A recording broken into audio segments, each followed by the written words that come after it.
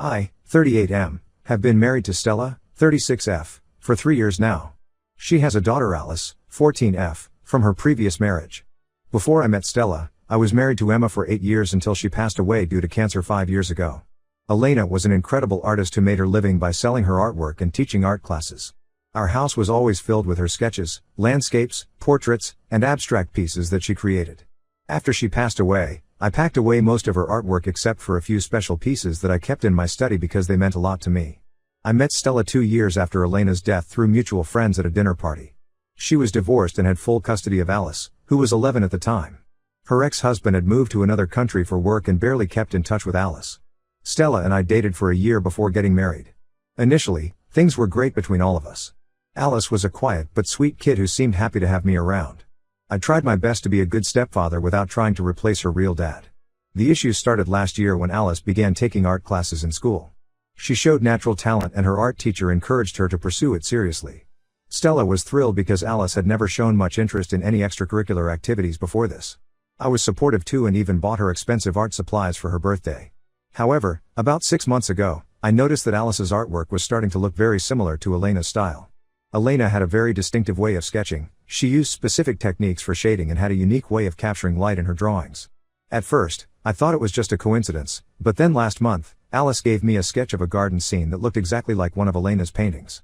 The resemblance was uncanny, from the way the trees were drawn to how the shadows fell on the garden path. When I asked Alice about it, she admitted that she had found some of Elena's old sketches in boxes in the attic while looking for Christmas decorations last winter. She said she thought they were beautiful and had been practicing copying the style. She even showed me how she had been studying Elena's techniques from photographs she took of the sketches. This revelation really bothered me. I asked Alice to stop copying Elena's style and to develop her own artistic voice instead. But she said she really liked this style and wanted to continue working in it. When I tried to explain why it upset me, she got defensive and said she didn't understand why it was such a big deal. Stella got involved and took Alice's side. She said I was being unreasonable and that I should be happy Alice found inspiration in Elena's work. The situation got worse last week when I came home from work and found that Stella had helped Alice put up several new sketches on the living room wall. They were all clearly inspired by Elena's style. There were landscapes with the same distinctive shading, portraits with Elena's characteristic way of drawing eyes, and even a sketch of our backyard that looked almost identical to one Elena had done years ago. Seeing these sketches every day started affecting me badly. I couldn't sleep properly because every time I walked through the living room, I was reminded of Elena. The similarities in the artwork brought back memories of watching Elena sketch in our old house, of the art shows we attended together, and of her final days in the hospital when she couldn't even hold a pencil properly. It was like reopening old wounds that had taken years to heal. Yesterday, while Stella and Alice were out shopping, I couldn't take it anymore. I took down all of Alice's artwork from the living room walls and threw them in the trash. Then I went to her room and removed any sketches that reminded me of Elena's style. I left her other artwork that had her own style, but probably threw away about 15 pieces in total. When Stella and Alice came back and found the artwork missing, all hell broke loose. Alice started crying when she realized what I had done. She had spent months working on those pieces and was planning to submit some of them for a school art competition. Stella was absolutely furious. She called me controlling and cruel, saying I had no right to throw away Alice's artwork just because it reminded me of my late wife. Alice locked herself in her room and hasn't spoken to me since then. She refuses to come out when I'm around and Stella has to take her meals to her. Stella is sleeping in the guest room and barely speaking to me except to tell me how disappointed she is in my behavior. Stella's parents called me yesterday evening and said I was being cruel to Alice and that I'm damaging her self-expression and creativity. My parents, while more understanding of my emotional reaction, still think I overreacted and should have found a better way to handle the situation. I know throwing away her artwork wasn't the right thing to do, but seeing those sketches every day was becoming unbearable. The house started feeling like a museum of Elena's memory again, just when I thought I had finally moved forward. Now my whole family is divided over this, with most people taking Stella and Alice's side. Stella keeps saying I need therapy to deal with my grief, but I don't think that's the issue here. I just wanted Alice to develop her own style instead of copying Elena's. Ida? Update 1. Things got much worse after my original post. Last weekend, Stella went up to the attic to start packing away the Christmas decorations early. She likes to be organized, and found the boxes containing Elena's original sketches. She spent hours going through them and comparing them with photos she had taken of Alice's artwork before I threw them away. She realized that Alice hadn't just been inspired by Elena's style, she had been meticulously copying specific pieces, trying to recreate them exactly. Stella confronted me about it that evening. She wanted to know why I had kept Elena's artwork hidden away in the attic while throwing out Alice's attempts to connect with that part of my life. We had a huge fight about it. She said I was clearly still holding on to Elena and wasn't ready for a new family. When I tried to explain that keeping Elena's artwork was different because those were original pieces by my late wife, Stella got even more upset. She pointed out how I still keep photos of Elena in my study, how I visit her grave every month, and how I talk about her with her family members whenever they visit. She said she had always respected my need to honor Elena's memory, but throwing away Alice's artwork while preserving Elena showed where my priorities really lay. The fight got heated and we both said things we probably shouldn't have. The next morning, I went to my study and found that all of Elena's sketches that I had kept there were gone. At first, I thought Stella might have moved them back to the attic, but when I confronted her about it, she admitted she had hidden them somewhere else. She said she did it to protect Alice and that I needed to let go of the past if I wanted to have a future with them. I completely lost my temper at that point. I told her she had no right to touch Elena's things and that she was being manipulative by trying to force me to choose between Elena's memory and them. We were shouting at each other in the kitchen when Alice came downstairs and everything got even worse. Alice had overheard our argument and started crying. She revealed something that made my heart sink. She said she had started copying Elena's style because she thought it would make me love her more as a daughter. Apparently, a few months ago, she had overheard Stella talking to her best friend about how I sometimes seemed distant with Alice compared to how warm and affectionate I was with Elena's nieces when they visited.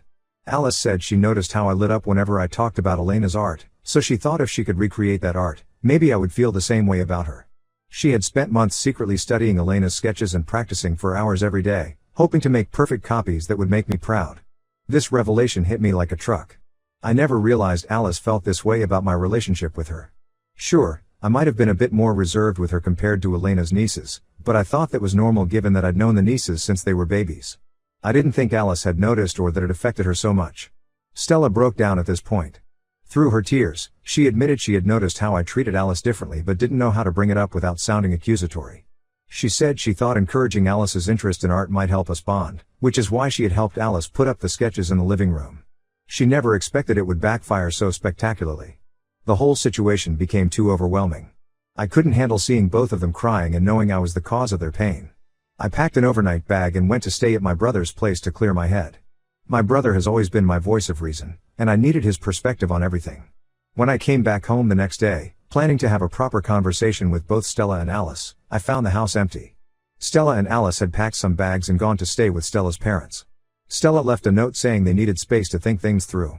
She wrote that maybe we had rushed into this marriage before I was really ready to be a stepfather, and that she needed time to figure out what was best for Alice.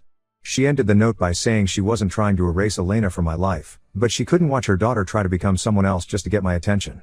The part that really got to me was when she wrote that Alice had asked her that morning if I would have loved her more if she had been Elena's daughter instead of being a reminder that I was someone's second choice. I've tried calling and texting both of them, but Stella only responds with short messages saying they need time. Her parents called to say they're both safe but asked me not to come over as Alice isn't ready to see me yet. I'm still living in our house alone, surrounded by empty walls where Alice's sketches used to be, wondering how everything went so wrong. Update 2: Stella and Alice are still staying with her parents. We've been seeing each other only during weekly dinner meetings that Stella's parents arranged to help us work through this situation. These dinners are always tense and uncomfortable. Alice barely looks at me and only speaks when directly addressed.